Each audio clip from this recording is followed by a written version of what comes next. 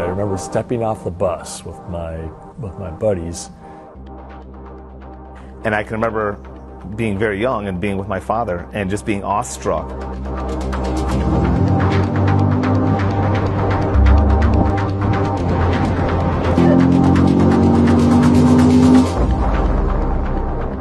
I looked around, here's this silver spaceship driving in. Among this whole sea of cars on the road, here was this thing coming down the road that just looked like nothing else. The one that sticks out in my head would have been the C4 Grand Sport. And it was a white C4 convertible. It was a C5 Corvette, bright yellow.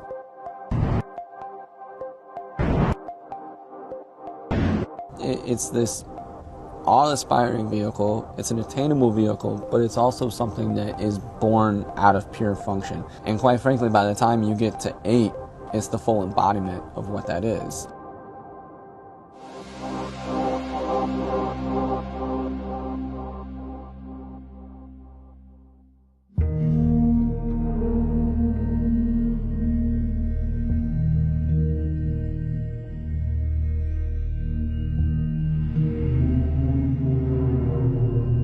Over the course of my career, I've been involved with Corvette on one level or another, probably from my first day of becoming part of the Corvette team, all the way to the current 2020 Stingray. I became the director of design for Corvette for the 6th generation. And during the development of each of those, there were probably a few significant key design elements. Those are the heritage of Corvette. What are those elements throughout the years, whether it's proportion, surface, graphics,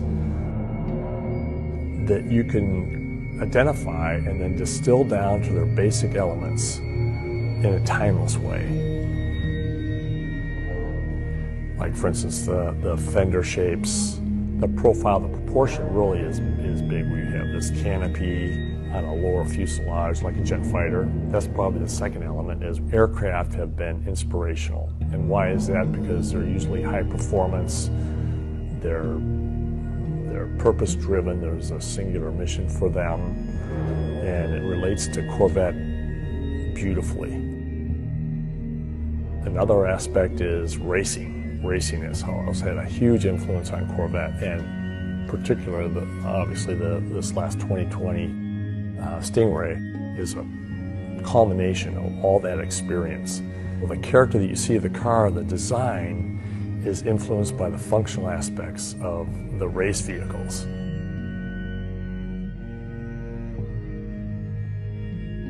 We kind of had that innate history of what's coming from, of the past 2 generations for sure, and now 3.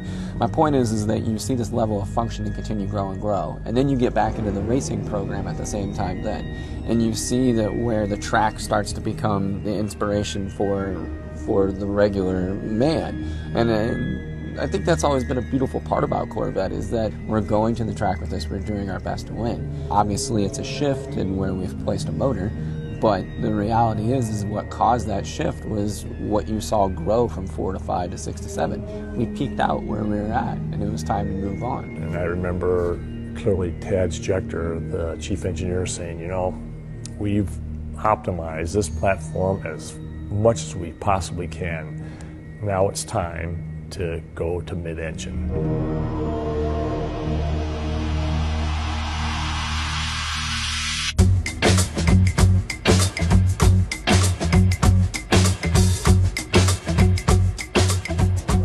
The move of a Corvette from front to mid-engine, you could call it a risk, but for us inside of Design Center, it was something that's always been beneath the surface, and it's something that just never quite made it out of the gate. And since I've worked at GM, there were mid-engine Corvettes around. For the past 60 years, since Zora Arkus Duntov was trying to make a mid-engine Corvette, there were many, many iterations. We've always researched and experimented and developed concepts around mid-engine proportion. So it's almost like no wine before it's time. because it had been tried for years. It'd probably be like in a 2011-ish time frame where we started talking about the mid-engine again. We started having meetings as to what we would do with the package, what would we need for content, and that's we started scripting what we would like the mid-engine car to do at that time. As a designer, you don't often get to work on something that's new essentially from ground up. And this car is new from ground up. We had 3 full-size models, clay models, with a different theme on each side. We probably had at least 12 scale models. You know, a scale model we would develop for 2 weeks and decide, you know, was there merit to the design? If it didn't have merit, then we would just drop that scale. So we were constantly, you know, churning and reworking scales as we were looking for a lot of themes in that.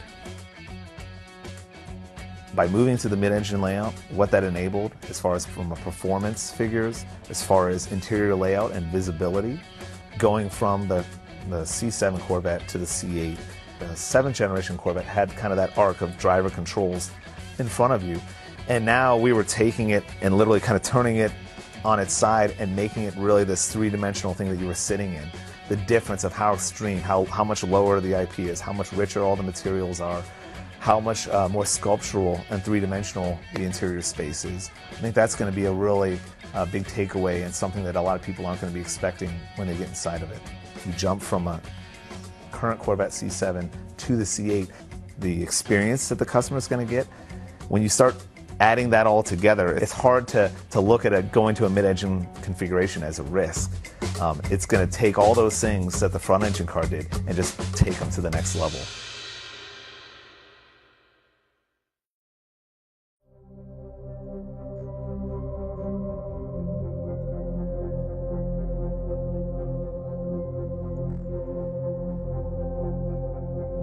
So if I have to sum the whole thing up, I'm most proud that we were able to achieve everything that we set out to do.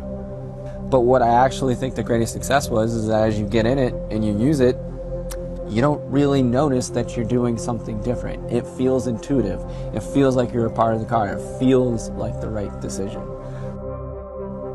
It's delivering something that would usually be almost seen as something so exotic or unattainable. It makes it where this experience can be yours. It makes it to a much higher volume of people that can actually have something and get behind the wheel and drive something that's going to feel completely like forbidden fruit, right? It's like, oh, you would have never thought you could get a car like that.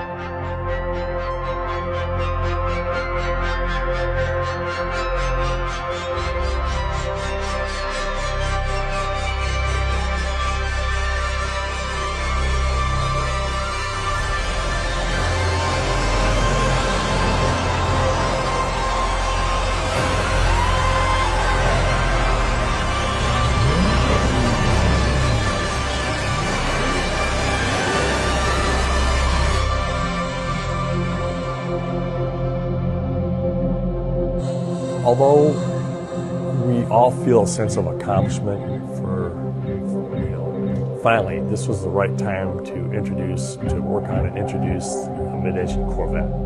But I'm here to tell you that that is just the tip of the iceberg. Just imagine where it can go from this point.